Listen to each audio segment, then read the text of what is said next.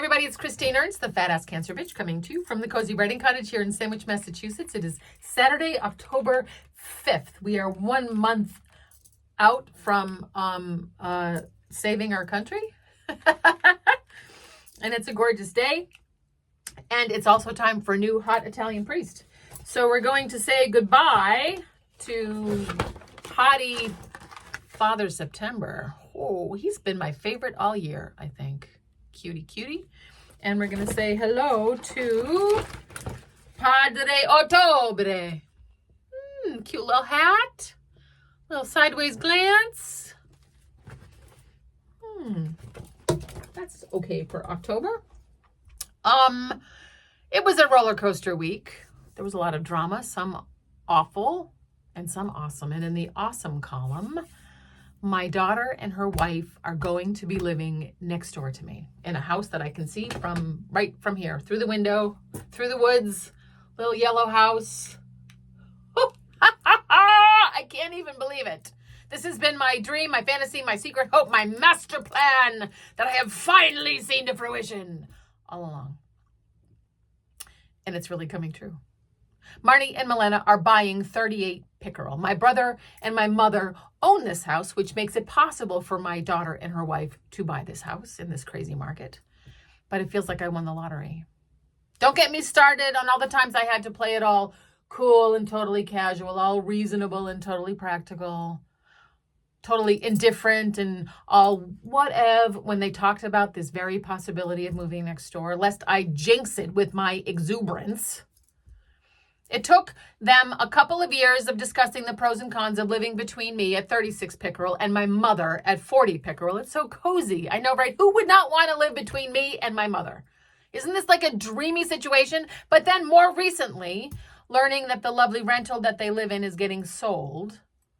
And then a few weeks of shopping $600,000 fixer-uppers and $500,000 total teardowns to understand the practicality and, frankly, opportunity of buying 38 Pickerel next door. So they're moving here in January, and I am giddy. Now, I bought 36 Pickerel in 1999 for like a totally reasonable price. And then my parents bought 40 Pickerel a year later and moved down permanently in 2003. So I know a little bit about living practically next door to your folks. Friends, I always joked that living 2 doors away from my folks was 90% amazing and 10% horrifying. And they could probably say the same thing about living 2 doors away from their oldest kid, 90% amazing and 10% horrifying. But I totally could not have raised my children without them.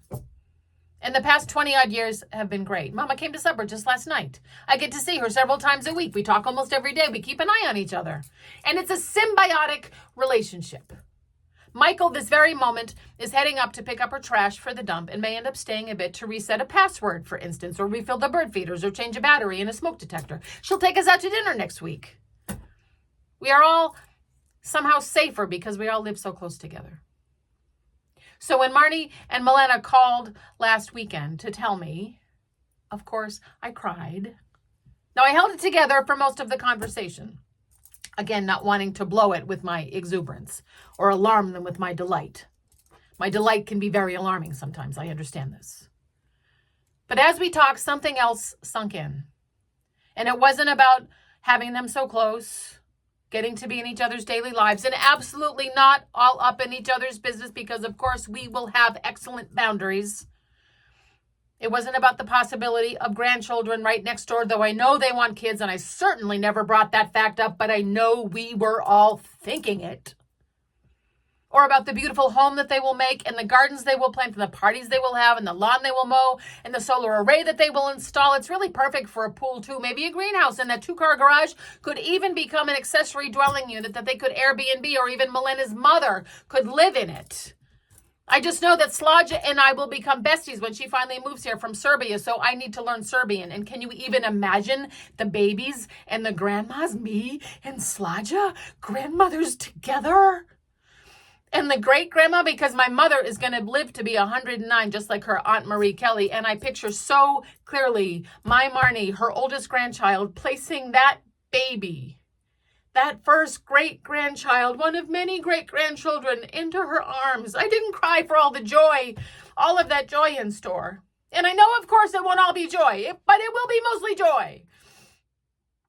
I cried because they will be safe, planted. How else could they ever buy a home here close to family, close to friends and community that they love in this ridiculously inflated market? These two women who work so hard. Marnie, who's finishing a second master's and working 2 jobs. Milena supporting her mother back in Serbia and working 2 jobs. Hustling all the time while rents and property values and mortgage rates balloon beyond anything they could ever afford. I cried because they will have some security.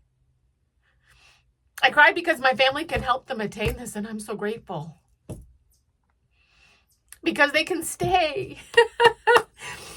They can build a future. Oh. So that's what happened this week. Also, my husband bought himself a pair of Dansko clogs, and he looks like some aging, hot Swedish model. All my dreams are coming true. What is happening? Oh my gosh. So the week has been a real roller coaster, so I haven't really allowed myself to be so thrilled about this news until this moment, I guess. I can't quite believe it that they're going to be there. It's something I've often talked about. I want all the people that I love to live on the street. If I love you, come and look at houses on Pickerel Way or Artisan Way. Come and join the compound. This is the only way that we're all going to be aging effectively together. I think we need to restore this idea of generational living. Like it somehow died when the single family home and 2.5 children notion of a perfect family got invented sometime in the 50s. And the 3-story home where generations lived together, where grandma lived upstairs and y'all had Sunday dinner together and took care of each other. We lost something when that went away, and I want it back. So I'm creating it here on Pickerel Way in Sandwich, Massachusetts. So get in on this awesome deal. Like we'll share cars and share assets and share lawnmowers and share cooking and caretaking and driving to doctor visits and child rearing. I'm dead serious. I know it's been a dream of mine for so long, but the fact that it's really happening gives me such hope. So have a lovely weekend. You are beloved. Come as you are. I know it won't all be joy. It's going to be mostly joy. I hope your weekend and your coming week is mostly joy. And I'm so grateful that you tuned in to listen. And thank you so much. Bye.